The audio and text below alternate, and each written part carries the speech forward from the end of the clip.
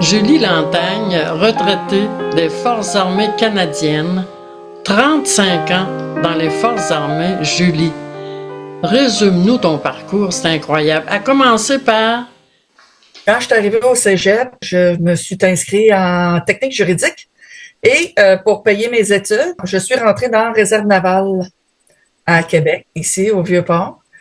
Puis c'est ça, j'ai fait mes études en technique juridique. Après ça, j'ai fait mon cours de huissier. J'ai pratiqué, j'ai continué à être dans la réserve, parce que vous savez que huissier, c'est assez difficile des fois sur le moral. Donc, moi, j'avais envie de voir continuer à voir du monde qui était content de me voir. Fait que j'ai gardé la réserve. J'ai été mécanicien là-dedans pendant 11 ans. J'ai fait 16 ans de réserve, mais j'ai fait 11 ans comme mécanicien, à la marine toujours. Puis après ça, j'ai changé comme commis en 2000. Fait que j'ai fait un autre 5 ans dans la réserve comme commis à temps plein. En 2005, j'ai décidé de transférer dans la régulière, toujours dans marine, et j'ai été libérée médicale en 2019.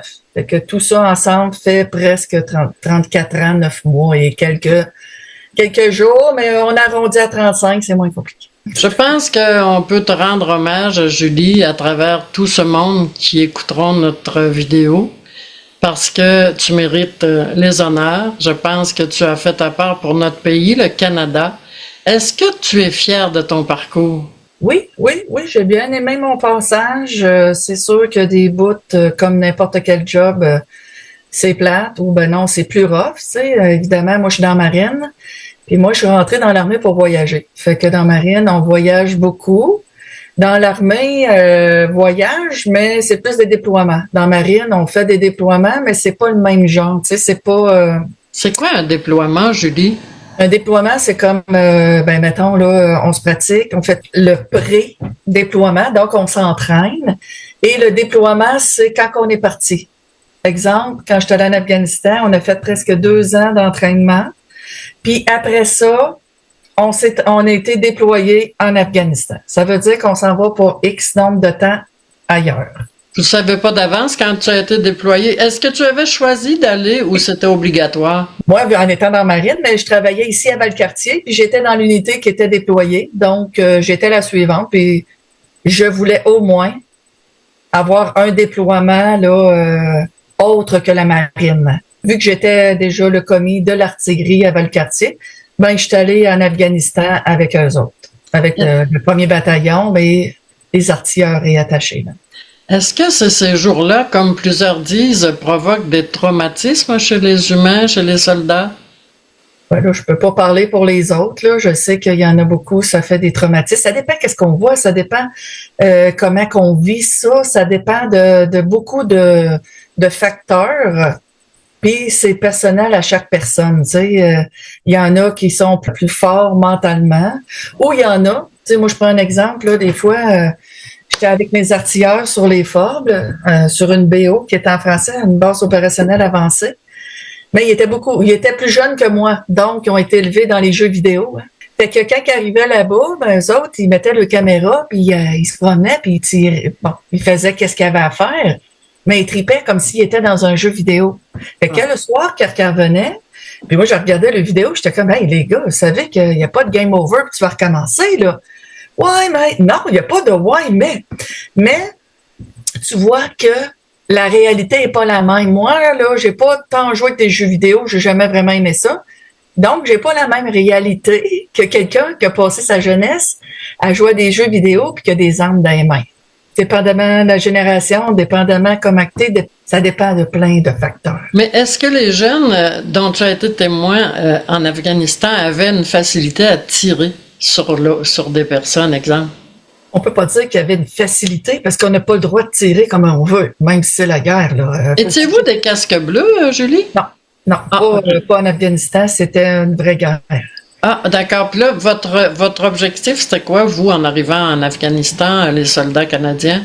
Ben, la même affaire que toutes les autres. On était tout le monde sur le même camp. Tous les pays sur le même camp. On avait chacun une partie du camp avec notre monde, qu'on appelait un campement. On restait dans des containers, là, des containers, là, comme ces vannes, là. On restait là-dedans. Chaque pays avait son secteur. Fait que nous, on était le Canada, on traversait l'autre bord, il y avait le gym canadien, il y avait le Canada House, il y avait un Tim Hortons.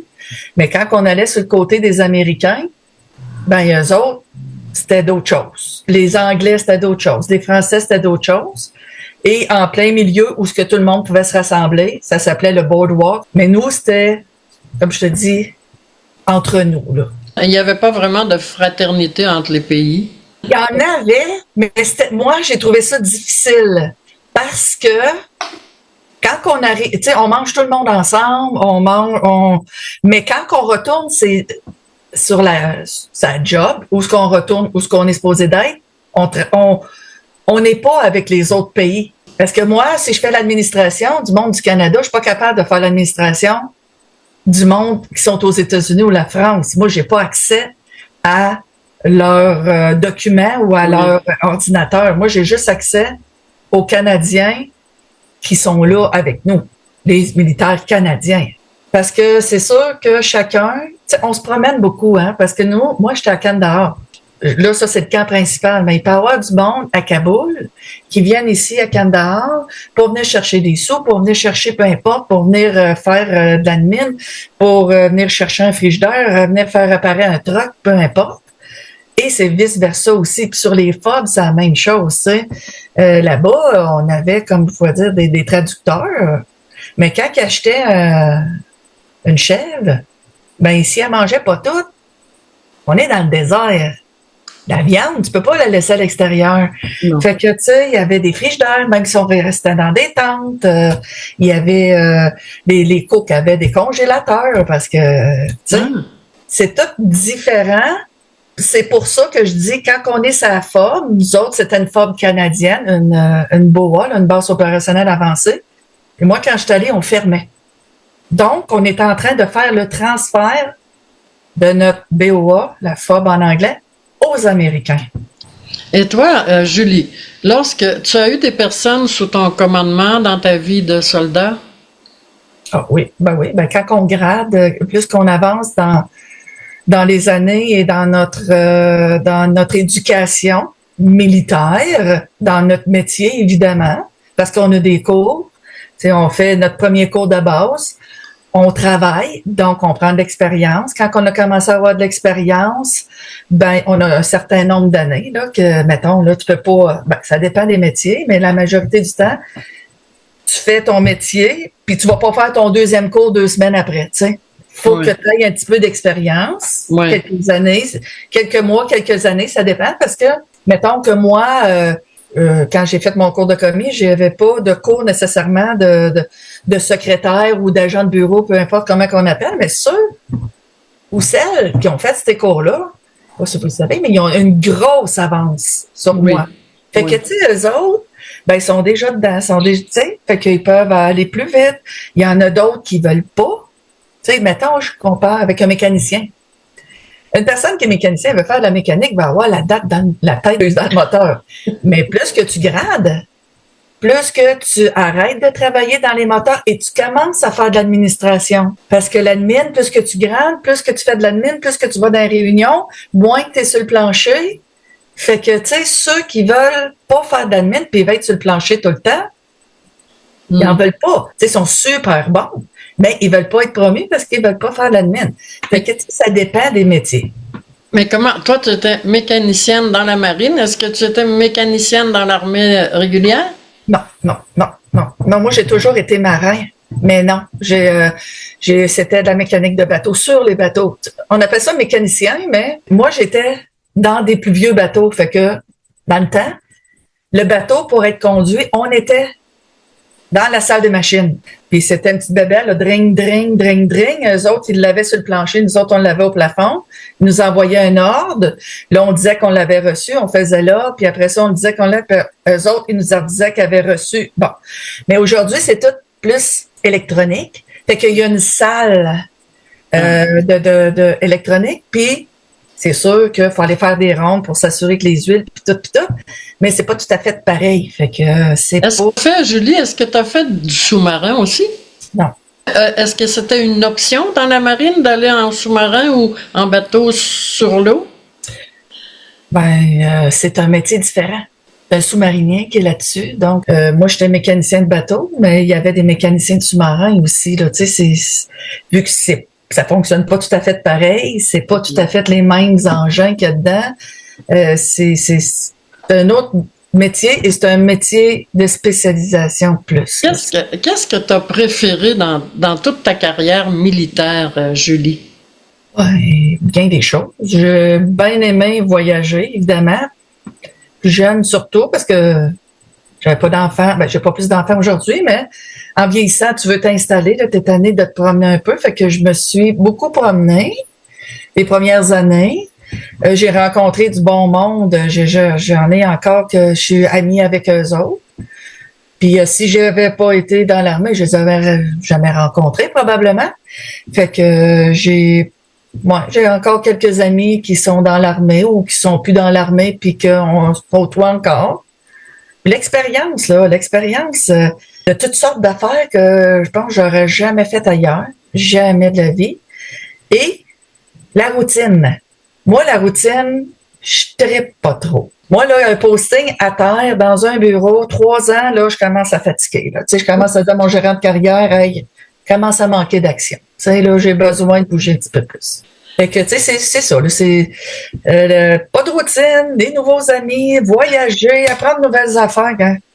Mais la nouvelle Julie, c'est-à-dire, moi, dans ma tête, tu étais une Julie avant et une après, j'ai l'impression, parce que faire partie des FAC, les Forces armées canadiennes, tu t'en vas pas prendre un break au resto, là. C'est du travail, puis c'est beaucoup de commandements, beaucoup d'obéissance, souvent, probablement, peut-être des humiliations, dans le sens que c'est pas ton style d'obéir trop vite, puis t'es comme obligé quand même. Comment ça marche, la Julie d'avant et la Julie post-armée? Je pense pas que j'ai changé ben. Là. Souvent, mais on m'a souvent dit de la misère avec l'autorité. Ben oui, moi je suis désolée, là, mais c'est moi qui est responsable de ma salle des rapports, mettons, en guillemets, puis quelqu'un vient me dire, ou mon boss vient me dire, fallait de même. Ben OK, oui, tu veux l'avoir de même, mais on le fera pas nécessairement comme toi, tu l'as demandé. Parce que c'est trop compliqué. C'est moi qui travaille là à longueur de journée, tu sais. C'est comme dire à un mécanicien, ben non, la bougie, là, c'est pas de même que t'as mets, faut que t'as mettes de même. Il travaille là-dedans à longueur de journée. Fait que si moi je travaille à longueur de journée, puis quelqu'un vient me dire comment faire pour arriver du point A au point B selon la personne, tu sais, des fois c'est un peu, comment je peux dire, frustrant et déplaisant que quelqu'un vienne nous dire. Des fois tu dis oui, puis tu y vas comme tu veux parce que tu sais, tu veux pas te mettre dans le caca, entre guillemets, parce que si ta personne est plus gradée que toi, ben souvent, il t'appelle par ton grade, puis c'est comme, oui, monsieur, puis oui, madame, là. Ou ben non, l'inverse. Tu sais, si quelqu'un m'astine, puis moi, je suis son supérieur, c'est la même chose. Parce que des fois, comme je t'expliquais quand on s'est rencontrés, quand on est en bas, on ne sait pas nécessairement qu'est-ce qui arrive en haut. Puis quand ça descend en bas, des fois, on trouve que ça n'a pas de logique. Mais on ne sait pas qu'est-ce qui est arrivé en haut, là. Il y a peut-être eu un 360, là. Tu sais, fait que il y a peut-être eu une attaque ou peu importe, qu'on ne sait pas. Puis que là, si on s'en va là-dedans, on rentre, on crève, tu sais. Fait que, tu sais, ça se peut que... Donc, c'est tout le temps comme c'est le même probablement dans tous les business. Tu sais. Dans le civil, les grosses compagnies qui ont du monde en dessous, des fois, ils doivent dire ben là, il me dit ça, puis le lendemain, il dit d'autres choses. Tout ce que j'ai fait hier est plus bon. Ben, c'est le même. Il y a eu un petit changement, puis t'es pas au courant, toi, t'es en bas de l'exécution, puis un jour, si ça te tente de monter, ben ça sera ton tour de dire ben c'est ça qui est ça, that's it. Mais tu m'avais fait une comparaison entre la réserve et la régulière. Oui, la réserve, c'est du temps partiel. Et il y a quelques positions à temps plein. Donc, moi, c'est pour ça que je dis j'ai commencé dans la réserve parce que je voulais continuer mes études. J'y pensais d'aller dans la régulière, mais moi, dans ma tête, avant de rentrer dans la régulière, je voulais avoir un diplôme. C'est au cas où que j'aime pas ça. Fait que j'avais mon diplôme de huissier, mais évidemment, j'avais mon diplôme aussi de technicienne juridique. Fait que, tu sais, si j'aimais plus ça après un certain temps, je pouvais aller dans la régulière ou, tu sais, parce que je faisais les deux. Fait que j'avais le choix, là, tu sais. Puis il y a une chose aussi, Julie, qui m'a étonnée.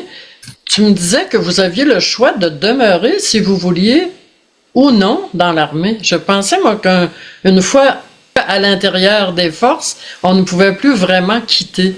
Ben non, jamais de la vie. Dépendamment des métiers. Oui. Quand tu rentres dans l'armée, là, tu signes un 3 ans. Tu as 3 ans là, tu peux pas te libérer. Il faut que tu ailles une Christie de bonne raison. Après ton recrue, évidemment, là. Parce que pendant le recrue, après, tu sais, ça fait pas, moi, je t'ai écœuré, je veux plus le faire. Oui. Ils ne garderont pas pour rien pour que tu sois un problème administratif toute ta carrière. Fait que le 3 ans, pourquoi que tu dois le faire? C'est parce que tu te formes, puis ils te payent. Donc, tu fais ton recrue, tu es payé. Tu fais ton cours de métier, tu es payé. Donc, ben, ça prend un petit retour. Donc, tu fais ton recrue, ça peut prendre, avant que ton métier soit fini, ton recrue, ton métier, parce qu'il n'y a pas des cours qui commencent nécessairement à la fin de chaque recrue. Fait que là, tu peux aller sur un pas de peloton, un peloton d'attente. Fait que là, mettons, ça prend 1 an ou 1 an et demi, ben, t'as encore 1 an, 1 an et demi à redonner à l'armée. Ouais. Puis après ça, ils vont t'offrir un autre contrat. Un contrat de 3 ans, un autre contrat. Moi, j'ai signé un 5 ans, le deuxième. Puis après ça, si tu veux, puis moi, je suis rentrée un petit peu plus vieille dans la régulière, quand tu commences à avoir un certain âge, oui. Puis que tu as l'expérience, ils t'offrent un contrat jusqu'à 60 ans. Moi, c'est ça qui est arrivé. Parce que je suis rentrée dans la régulière, j'avais 36 ans. Fait que...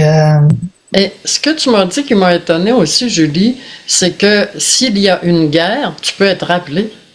Je peux être appelé, mais je vais être, mettons, en bas de la liste. Parce que là, il va y avoir la régulière qui va être là, il va y avoir probablement la réserve qui peut tomber dans la régulière, devenir régulier parce que c'est une guerre mondiale. Puis évidemment que les personnes qui ont de l'expérience pour continuer à entraîner ici, oui. Au Canada, avant qu'ils partent, tu peux pas dire ben toi, tu t'enrôles, OK, demain matin, on va t'envoyer sur le champ de bataille. Tu t'en feras pas longtemps. Fait que tu sais, il faut les entraîner, ce monde-là, pendant que les autres sont en train de se battre. Et tu me disais, Julie, aussi, ce qui m'a intéressé beaucoup, c'est la différence de hiérarchie ou de lien qu'on peut établir. Une personne qui a un grade moins haut avec un supérieur marine et un supérieur régulier dans la régulière. Là. Tu me disais qu'il y avait une différence là, de standing ou fallait être un petit peu plus poli dans la marine, je crois. Hein? Dans la marine, c'est comme je dis, c'est plus protocolaire, mettons. Les officiers sont pas traités dans la marine comme dans l'armée. Tu sais, dans la marine, comment je peux dire? Les officiers, ils ont des stewards. Ils vont être les premiers à manger souvent, tandis que dans l'armée, les officiers et les seigneurs NCO, ils mangent pas avant les membres du rang. C'est eux autres qui ont faim, c'est eux autres qui travaillent. Quand j'étais dans la marine puis que j'ai commencé à travailler avec l'armée, j'ai dit, pas vrai? Bon, ça fait longtemps que j'attends de voir ça.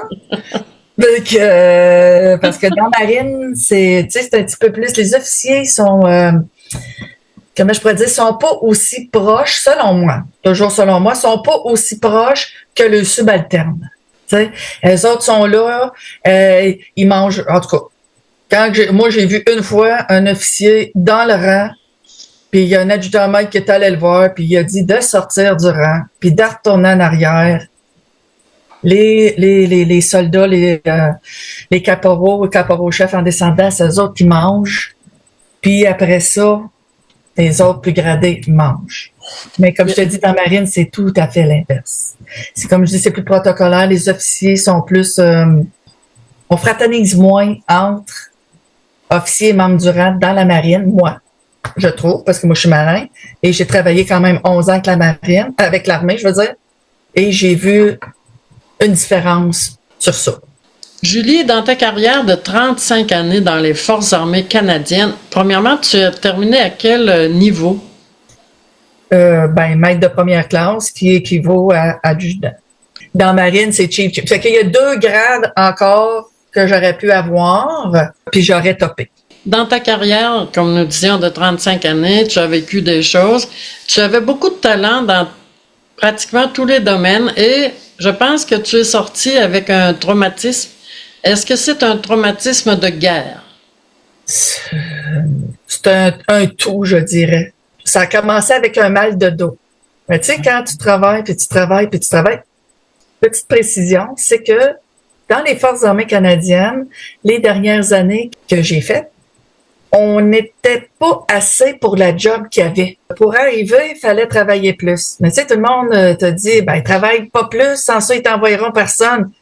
Ouais, mais si je travaille pas plus, puis ils m'envoient pas personne, je suis pas plus avancée, tu sais. Ça m'a brûlé beaucoup parce que j'ai travaillé, puis la reconnaissance des Forces armées canadiennes quand tu travailles fort, c'est pas évident. Ils ont plus tendance à te reprocher qu'est-ce que tu fais de mal que qu'est-ce que tu fais de bien. Je trouvais ça plate que le monde travaille fort pour toi puis personne les félicite, que moi, mes commis, je leur ai toujours dit. J'arrive à une journée, puis là, je viens d'avoir une bonne nouvelle du commandant. Bravo, votre équipe. Hey, la première affaire que je lui disais, bravo, le commandant est content. En travaillant beaucoup de même, puis tu sais, quand on reste en arrière, ben moi, j'avais tendance à rester tout le temps en arrière pour donner un break à mes clercs parce que les autres, ils travaillaient aussi beaucoup. Tu sais, j'avais tendance à aller laisser les autres se reposer, puis moi, à rester là. Fait que je suis devenue bien fatiguée, puis bon, comme je disais, les reproches tout le temps, tu sais, à la longue, ça pèse sur le système, mais moi, mon cerveau, bon, je savais que je commençais à pas aller très, très bien, mais je me disais tout le temps, demain, ça va aller mieux. Mais ça allait jamais mieux. Puis un jour, ben, mon corps a lâché. Mon dos, il a dit, tu veux pas comprendre la tête, tiens. Clac.